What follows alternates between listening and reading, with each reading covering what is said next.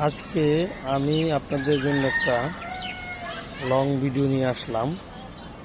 তো ভিডিওটা করার উদ্দেশ্য হলো আমি আমার বাড়ির ছাদে এবং বাড়ির আশেপাশে যে গাছগুলো আছে সেই গাছগুলা সাথে আপনাদের একটু পরিচিত করে দিব।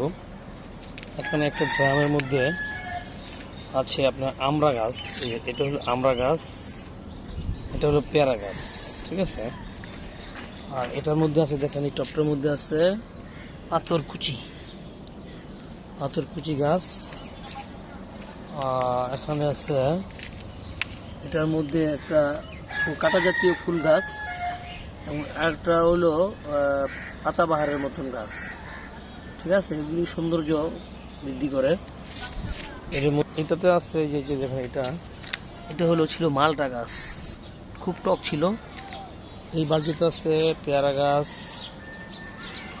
ওই বালতিতেও আছে একটা পেয়ারা গাছ। আর এই ড্রামটা কেটে আমি অনেকগুলা অ্যালোভেরা গাছ লাগাচ্ছিলাম। দেখেন কত, যদি কারো লাগে জানাবেন। আর এই যে এখানে আছে আপনার, এখানেও এই অ্যালোভেরা গাছগুলা, ঠিক আছে, সুন্দর একটা গাছ। পরিশেষে আরও দেখাই মাঝামাঝি সময় এই যে আম গাছটা, এই আম গাছটাতে 12 মাস আম আসে। এখন বর্তমানে নাই, কারণ এটা একটু অযত্নের মধ্যে ছিল। আর এটা খালি পড়ে আছে।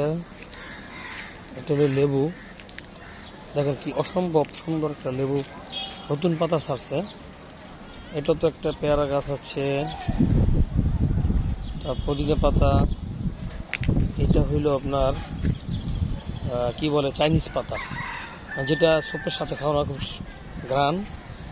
পুঁই শাক, পুদিনা পাতা, মেহেদি গাছ, ধনিয়া পাতা। এটার মধ্যে আছে একটা কি বলে মেহেদি গাছ, খুব সুন্দর নতুন পাতা গুজিয়েছে।